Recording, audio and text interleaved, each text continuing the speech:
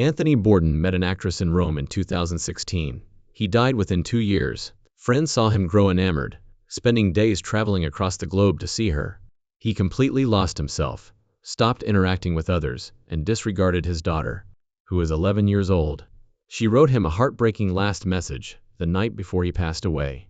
Until investigators located his phone, the truth about what transpired in that hotel room in France would remain a secret. His last hours reveal a more sinister reality than anyone had anticipated. On June 25, 1956, Anthony Bourdain was born in Manhattan. Despite not being religious, his family had strong cultural and linguistic ties. Pierre, his father, worked in classical music and took on other occupations to support himself. Gladys, his mother, was a bright and strict copy editor at the New York Times. Just 8 minutes from Manhattan, in Leonia, New Jersey, Anthony grew up with his younger brother Christopher. With its large homes and affluent neighbors, the community was prosperous. However, they were always short on cash when they were at home. His parents occasionally used money they inherited to keep afloat, because they spent more than they made. They took him on holidays in Europe and sent him to a private school, but they were frequently barely making ends meet. Anthony's worldview was influenced by this peculiar combination of affluence and hardship. Although he was never fully a part of luxury, he felt like he was. He carried that sense of alienation with him throughout his life. But everything changed in a single moment. The family traveled to the French coastal village of Arachon when he was about 10 years old. Anthony was served a raw oyster, straight from the sea by a local fisherman. Others paused, but Anthony took it all in. The taste struck him like nothing else, strange, salty, and briny. It felt like the future, he said afterwards. His passion for food wasn't the only thing ignited by that one oyster. It caused a fire to start. For him, food represented risk, adventure, and the potential to alter one's perspective on the world. He began to rebel at school at a young age. He authored edgy articles full of dark humor and rage, read banned books, and listened to punk rock. He was a fan of authors such as Hunter S. Thompson, and was apprehended for stealing. He started using narcotics when he was 14 years old. He rebelled against his mother's strict expectations. He refused to be subdued. He desired to feel alive. Things were going apart at home. His parents were pulled in opposite directions by the strain of conflicting personalities, employment, and finances. His father was a relaxed artist. His mom was astute, driven, and exacting. The strain caused their relationship to break down. They eventually got a divorce.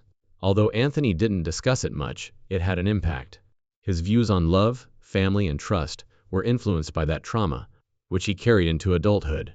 Anthony completed high school 1 year ahead of schedule, in 1973. He was only 17. He took this action in order to accompany Nancy Pekoski, his lover, to Vassar College. Only until 1969 did Vassar begin to welcome male pupils. But lessons didn't matter to him. Nancy was important to him. They frequently skipped lectures and were arrested on petty drug charges. He read underground comics and got stoned more often than he studied. It was already obvious that he was obsessed with escape and relationships. He once acknowledged that he attended Vassar because he followed Nancy, rather than for academic reasons. Although he failed the most of his classes, a different event shaped him more than any course ever could. He traveled to Provincetown, Massachusetts, during the summer of 1974. There were many outsiders in this crazy, artistic town. He was hired as a dishwasher at the Flagship, a popular seafood restaurant, and he was given a poor flat. He didn't care if his hourly wage was less than $2. There were a lot of gruff, humorous folks in the noisy, chaotic kitchen. He was comfortable. He advanced to prep cook and then line cook in a matter of weeks. He found meaning in the pace, the teamwork, and the energy. At last, he felt like he belonged. He had to decide by the end of 1975. Vassar's grades were horrible, and his annual tuition was close to $5,000. His parents were worn out, impoverished, and angry. He informed them that his goal was to become a chef after dropping university. They stayed away from him. Anthony Bourdain made a decision that would alter his life forever when he was just 19 years old. In the fall of 1976, he enrolled in the Culinary Institute of America, rather than continue his studies at Vassar College. The school was in Hyde Park, New York, 5 miles from Vassar. Few people received official culinary degrees in those days. Although kitchens were tight and outdated, Bourdain voluntarily entered that world. The training was rigorous. 12 hours a day were spent in classes that included practical exercises, challenging theoretical instruction. and the kind of discipline typically found in the military. He didn't simply make it through. He received his real chef's diploma in 1978, just before his 23rd birthday. America's cuisine was still largely uninteresting at the time, and no one considered cooks to be famous. Bourdain, however, was unconcerned. After receiving his diploma, he immediately entered the tumultuous world of New York kitchens. Bourdain stayed in the harsh restaurant industry of New York City for almost 20 years, not knowing if he would even make rent the following month. He worked at Sullivan's 1/5th Avenue and the Supper Club throughout the late 1970s and early 1980s. He lived under constant strain. He frequently put in 60 to 70 hours per week at work. There was no serenity in kitchens. They were hard, noisy, and heated. You could lose your job if you make one mistake. He once talked about how La Ala felt like a battlefield on a Friday night. The air was heavy with grease and smoke. The cooks pushed hard and worked quickly. I'd run over my own grandmother just to keep the kitchen running, he joked. The salary was terrible. He made less than $500 a week in the 1980s. There were always injuries. Tempers blew up. Alcohol and drugs were popular coping mechanisms for the stress. Being a chef wasn't like that on TV. It was harsh, honest, and draining. Bourdain persevered despite everything, connecting with other cooks via sweat and scars. By the early 1980s, things began to get out of hand. Because if Den's life appeared chaotic on the outside, it was collapsing on the inside. He began using cocaine, heroin, and then more.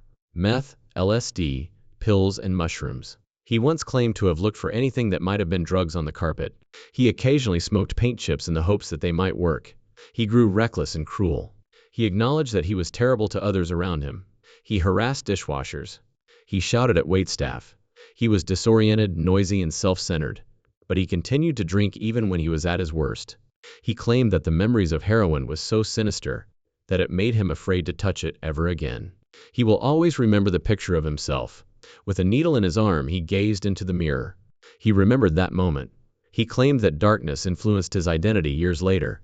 The man who would share honest, unvarnished tales about life and cuisine. In 1985, Bourdain married. Nancy Pukowski, whom he had known since high school, was his wife. She belonged to the same group he spent his adolescence with, and was 2 years older than him. He followed her to Vassar College when it opened to men. Their relationship was chaotic and crazy. They frequently used drugs together, and broke into restaurant kitchens while they were working. Their nearly 2-decade marriage was anything from tranquil. Their relationship deteriorated further when Bourdain's career took off in the late 1990s. He acknowledged that travel and celebrity drew him away. According to him, Nancy perceived that as a danger, which weakened their relationship. The distance finally got to be too much. In 2005, they divorced. Adolescent defiance had been the beginning, and long nights spent apart, celebrity, and addiction were the finish. Bourdain continued to write while being a full-time chef. He released Bone in the Throat, a crime fiction, in 1995. It was set in the grimy kitchens of New York, and was full with details that only someone who has experienced that world would be familiar with. His second book, Gone Bamboo, which told an odd and humorous tale about assassins in the Caribbean, was published 2 years later. After working lengthy shifts, he penned these works late at night, while most cooks were either sleeping or drinking. He pushed himself, managing 2 lives simultaneously. Although he wasn't made famous by these works, they were a precursor to his future success. In 1998, Anthony Bourdain finally got his chance. After working in the kitchen nonstop for 20 years, he rose to the position of executive chef at Manhattan's Brasserie Leal's. It wasn't your typical eatery. People came for authentic French staples like steak frios, and it was always filled. Bourdain had never been in charge of a kitchen before, but all of a sudden he was running a machine that served hundreds of people every day. Despite the extreme strain, he maintained great quality and cheap expenses.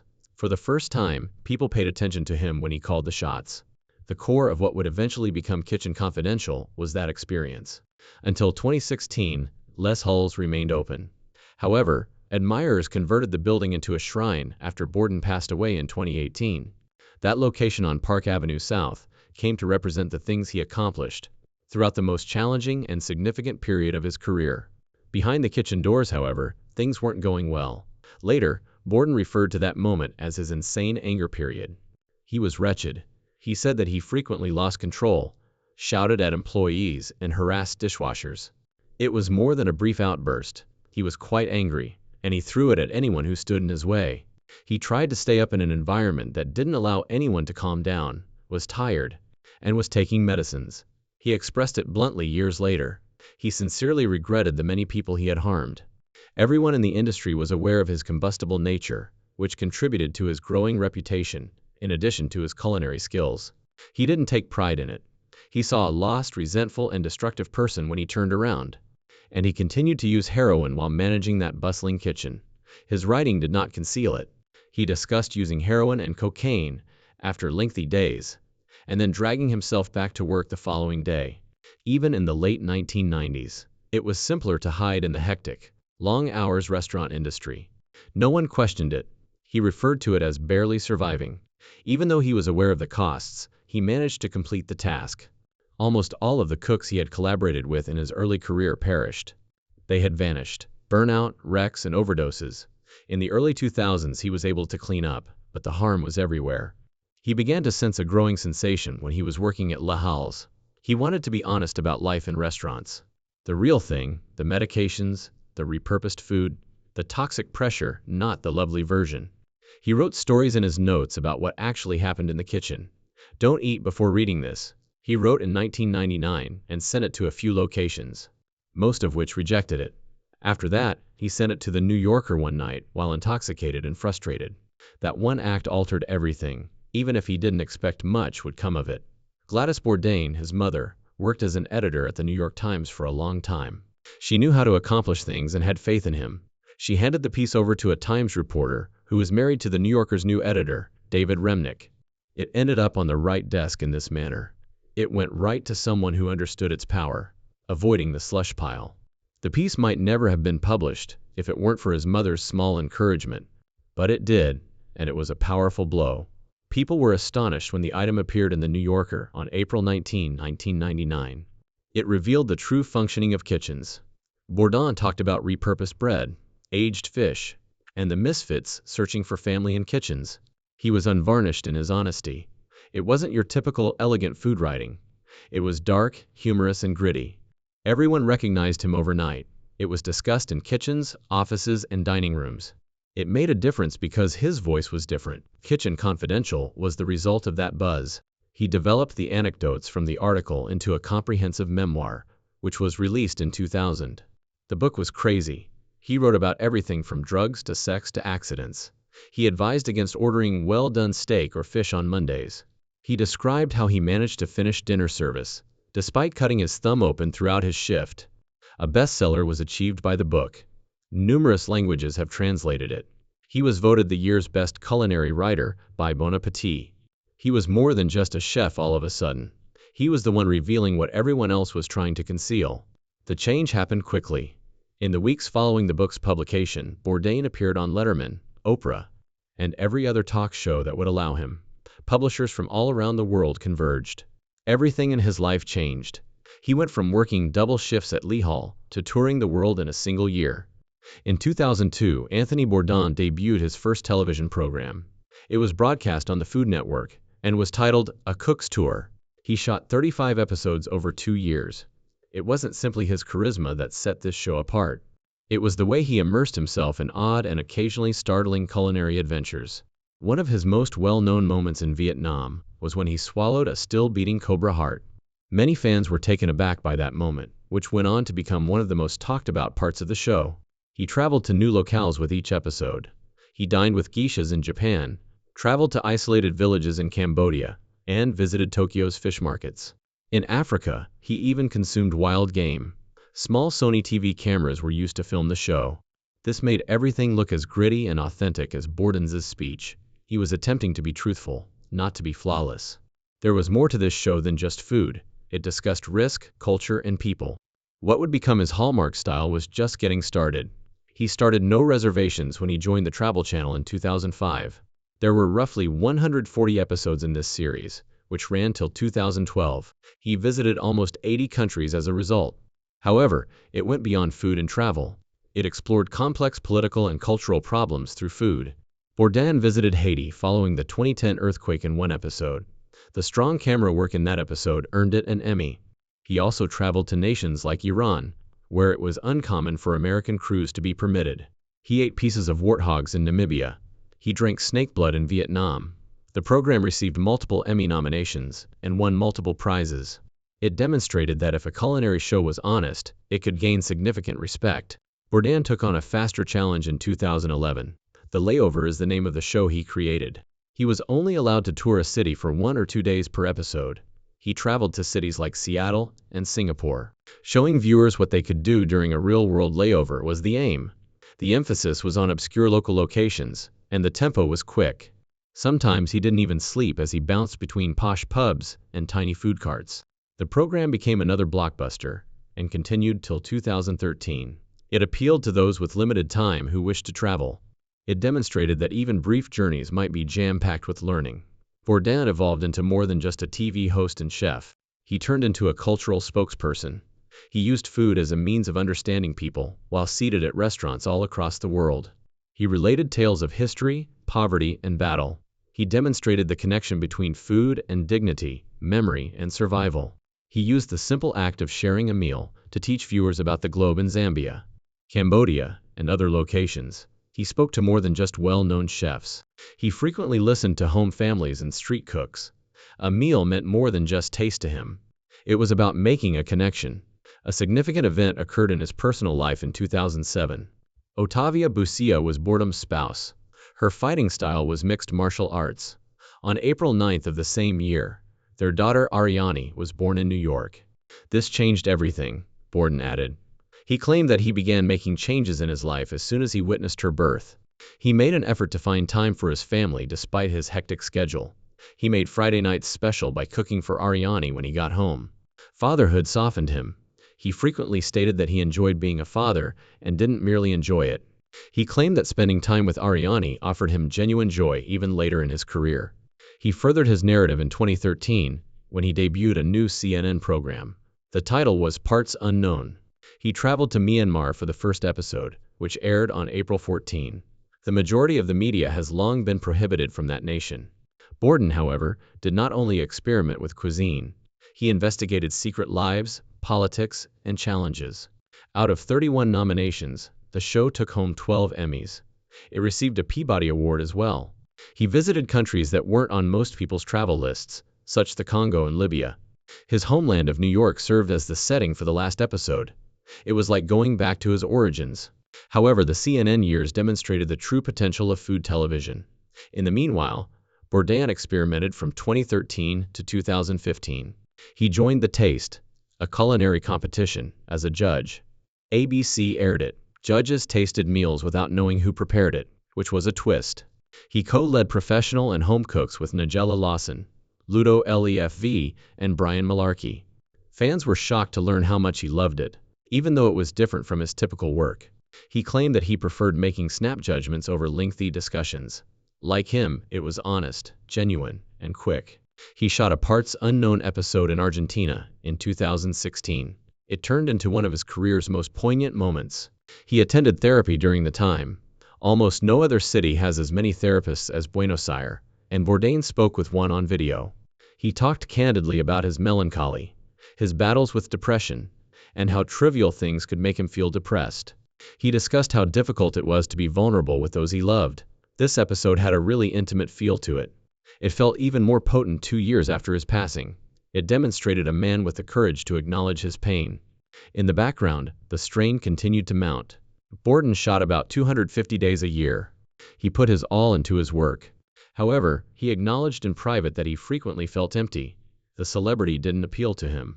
The attention did not sit well with him. He occasionally admitted to intimate friends and family that he didn't even like his admirers.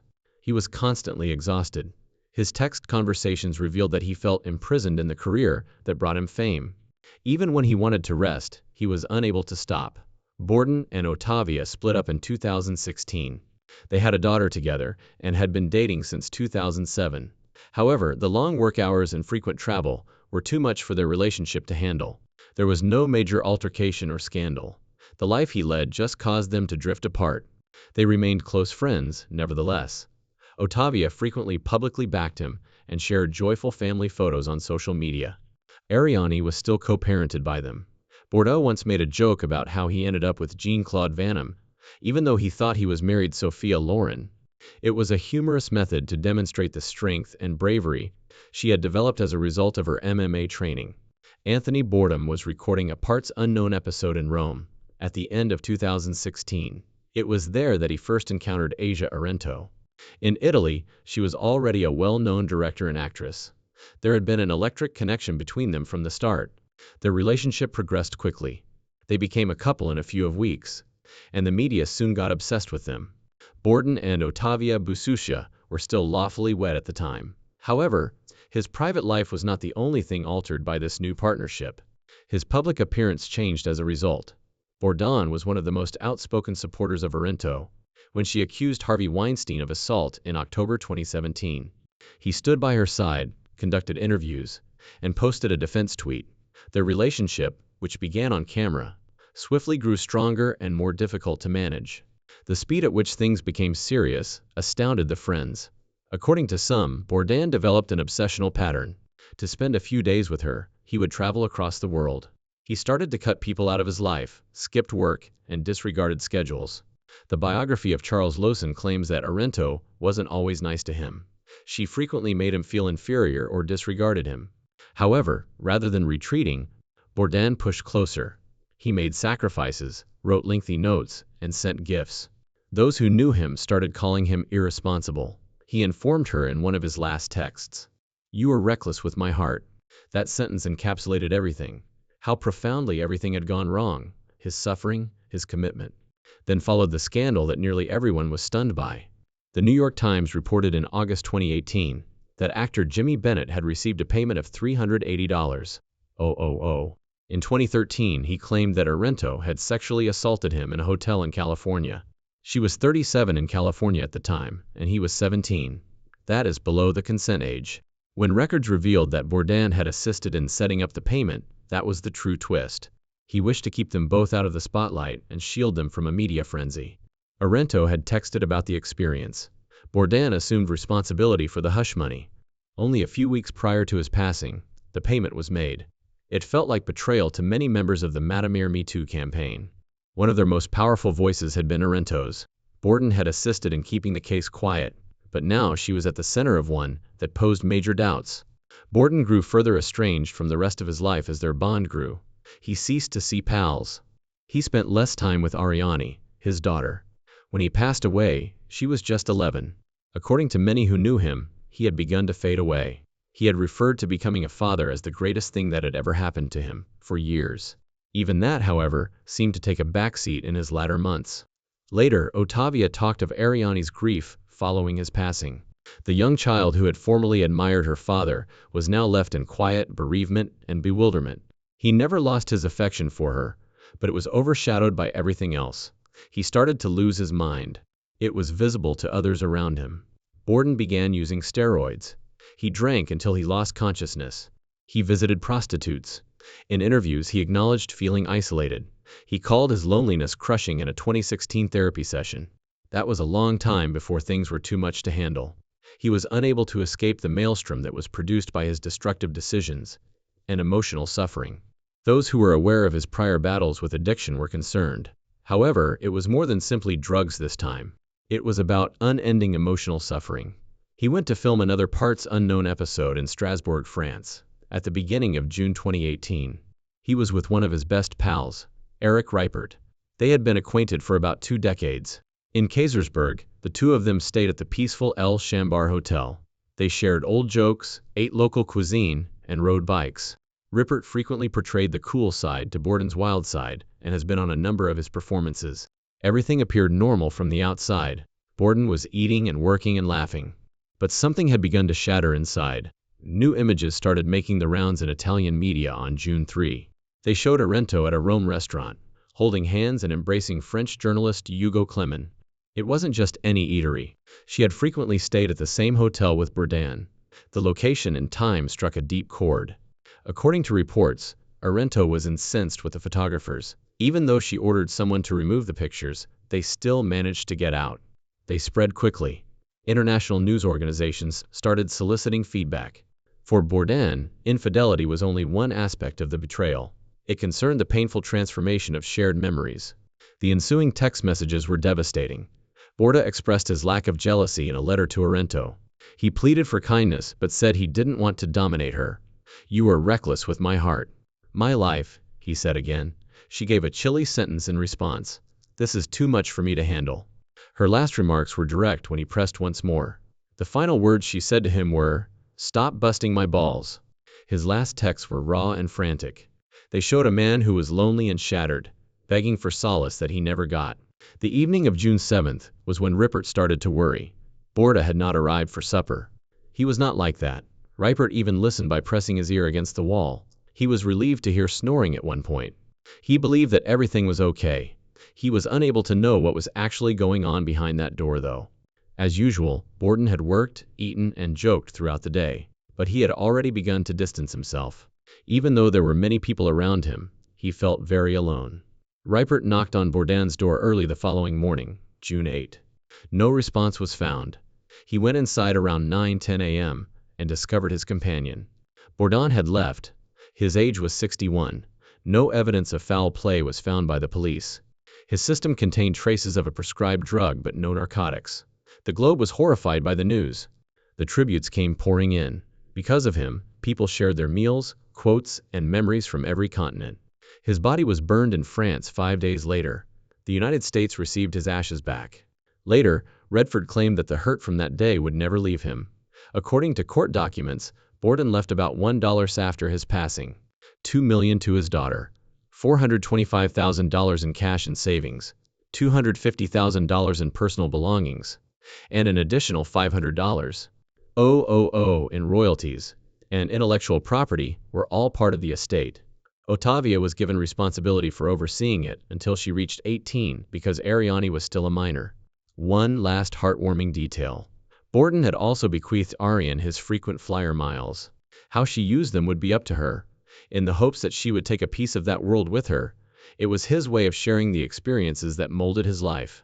She was on his mind even as he made his final choices.